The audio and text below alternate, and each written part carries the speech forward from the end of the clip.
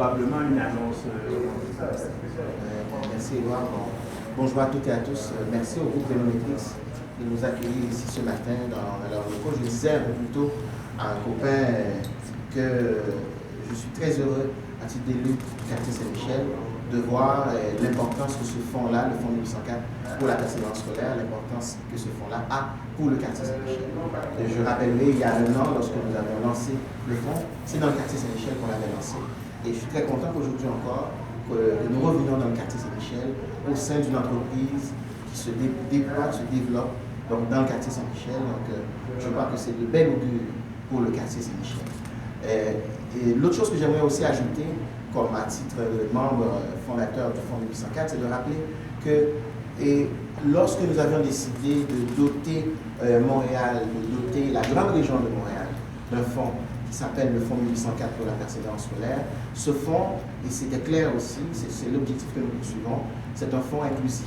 C'est-à-dire, quoique les problématiques identifiées sont des problématiques relatives à la persévérance scolaire, qui touchent en particulier les jeunes issus des minorités visibles, mais dans nos orientations, telles que nous l'avions fait d'ailleurs lorsque nous avions remis les bourses lors de notre dernier gala, c'est pour nous important l'inclusion, puisque la persévérance scolaire, le combat pour la réussite scolaire ne peut pas être seulement l'affaire d'une communauté, ne peut pas être seulement l'affaire, ça doit être l'affaire de l'ensemble de la société.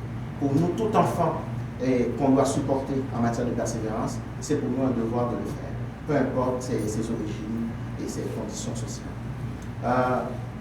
Et parlant de conditions sociales, vous savez, lundi prochain, la communauté haïtienne va commémorer le 5e anniversaire de ce séisme qui a frappé Haïti. Séisme, rappelons-le, qui a eu des soubresauts ici aussi à Montréal, puisque beaucoup d'Haïtiens, beaucoup de membres de la communauté haïtienne, donc ont perdu soit des parents, et par la suite, plusieurs Haïtiens ont quitté Haïti, sont venus s'établir ici. Et évidemment, parmi eux, des enfants. Donc, je suis très heureux, au nom du Fonds 1804 pour la persévérance scolaire, d'annoncer ce matin que 4 des bourses que nous allons offrir lors de notre prochain gala seront réservées à des jeunes qui sont arrivés à Montréal après le séisme, donc après le 12 janvier 2010.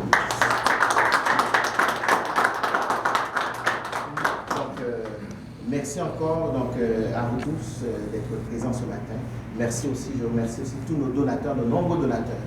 Oui, les entrepreneurs, mais aussi les citoyens aussi, qui ont fait des dons de $20, de $30, donc aussi au Fonds 1804. Ce sont des bourses de combien?